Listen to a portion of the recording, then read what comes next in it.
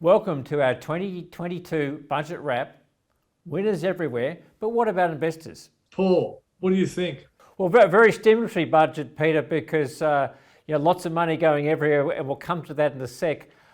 Look, the big thing for me, Peter, if you look at these numbers, is you can see that the budget deficit, $80 billion this year and only $78 billion the year after. So it's a lot of money getting pumped up there. And probably the big number there, I think, Peter, is the inflation number. So the CPI forecast to come in at 4.25% this year, falling to 3% next year, and then 2.75%. Now, I thought we were in an environment of high inflation, so that looks a pretty bullish forecast from the Treasurer there. Yeah, I think there's some very interesting forecasting figures here. It is interesting to note that 21-22 $80 billion figure, that was supposed to be around 100 billion. So there's been a big saving because the economy has been growing nicely. This economy is going to grow nicely again, but they're not basically going to be reducing the deficit. They're going to be spending the money. They're going to be encouraging the economy. And Paul, when you consider there's $280 billion in the bank accounts of Australians since the pandemic, that means to me that this is going to be a really strong growing year. So when I look at that 3.5% number, I reckon it's going to be a lot bigger than that. So what about the wage growth, Peter? I mean, we're only looking at, say, 3%, just a touch more than inflation next year, and then a little better the year after, or 3.25% next year. Is that credible, do you think, or do you think there's more pressure there than perhaps those numbers are indicating? Yeah, I think the inflation number is a bit on the low side, and I think the wages will be as well. We know a lot of unions are pushing for pay rises. The only thing I will say is that when we get foreign workers coming back, when the economy gets back to normal, that will actually reduce the pressure on wages. But I still think these numbers are a little bit on the conservative side. Yeah, I think you're right. So very stimulatory. Let's go to this quick rundown through the winners from a consumer perspective. Petrol and diesel excise are halved by effectively 22 cents a litre for 6 months.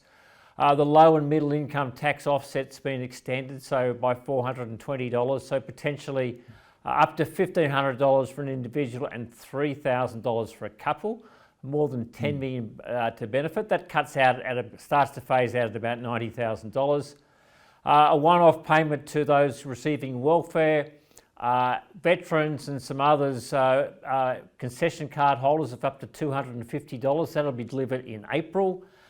Self-funded retirees won't have to take as much money out of their pension accounts. The pension factor's been halved again for next year. And then first home buyers, a scheme to really roll out and keep a low deposit available, up as low as 5% for a first home owning buying couple, and only 2% for a single parent. So a way to actually keep the pressure in terms of new housing starts, a lot of demand there from first home buyers. Yeah, Paul, you're absolutely right. I think consumers are big winners. It will roll on to retail sales as well. But one thing, an important point we should make is that cut in the petrol excise duty for 6 months, that's also going to help companies' bottom lines, Paul. Think of all the businesses that would have been factoring much higher transport costs, which will affect their profits and ultimately their share price. This is going to be a good thing for share prices for all those companies that were really worried about a really booming cost bottom line when it comes to fuel and transport. And it takes a little bit of the pressure off inflation, Peter, of course, because although we always talk about core inflation, which excludes petrol and energy, we know that petrol and diesel is an input into almost every good. So there's always that sort of flow-on effect. You suddenly cut petrol prices, that's an anti-inflationary measure. So at least for 6 months before it comes back on again. Let's move on to the businesses. And this is, again, mainly targeted at small businesses. But look, the definition of a small business is pretty big.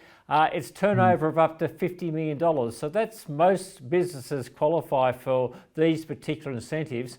The two new ones are 120% tax deduction for expenses and assets supporting digital uptake. So any effectively expenditure on IT security, buying new computer assets, something that improves the digitization inside a business.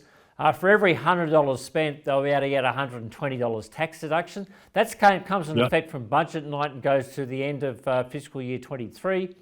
And then another one for small business is the deduction for external training. That also comes into effect from budget night. Again, they'll be able to deduct $120 for every $100 they spend all the way through to 30th of June 24. So that's good for training firms. The uplift factor for the calculation of the pay-as-you-go tax and tax instalments, that's been lowered, so that helps cash flow for businesses.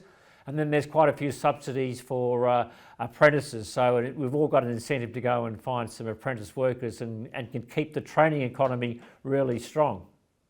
Yeah, and I think you understand that the implication of all this is that small business is also a big buyer of products and services. So it's another plus for economic growth, Paul. Yeah, it is indeed. So let's finally move on to what does it mean for investors. I mean, look, I mentioned the fuel excise, that'll cushion inflation. Ultimately, as you mentioned, with terms of the budget numbers, this is very stimulatory. So on your take, the growth figure can more than be achieved. So this has got to be good for overall, good for the market in the short to medium term. Do you agree with that assessment, Peter? Oh, without a doubt. I'd be really believing that retailers will be popping champagne corks tonight. It's a very good budget for anyone that's linked intimately to the consumer. I also think, Paul, Telstra must be a winner looking at that offering to extending mobile coverage into remote areas. Yep.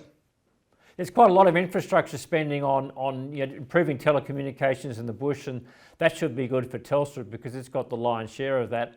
And the other group of long-term winners, though it's really hard in the short term, and we keep saying this after every budget, there's lots of spending on infrastructure and also on homes and new homes, and so that's going to keep the economy plugging along, and that longer term should flow to some of our major construction materials companies. So lots of winners. I suppose the immediate winners are going to be, as you say, the retailers, because this is so stimulatory, lots of money in consumers' hands. That's going to get spent. The $250 will flow through from April for a lot of welfare recipients, and the chances are a lot of that will go straight back into the domestic economy again. Yeah, and I think, Paul, even though we haven't included it, listening to you then, I'm thinking to myself, if you've got a strong spending consumer, it's going to be good for our banks as well. So the momentum that we've seen in the banks in recent times will also be helped by this budget. That's our 2022 budget wrap. Thanks for joining us.